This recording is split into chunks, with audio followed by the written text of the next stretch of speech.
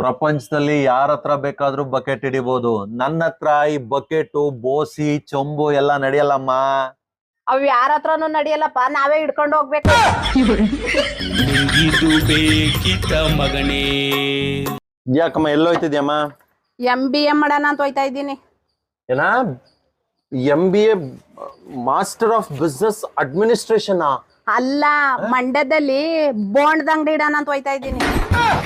ನಿಂಗಿದು ಅಲ್ಲ ಕಣಮ್ಮ, ಲೋನ್ ಮಾಡಿ ಹಸು ತಗೊಂಡಿದ್ಯಲ್ಲ, ಹೆಂಗ್ ಕಟ್ತೀಯ? ಹಗ್ಗದಲ್ಲಿ.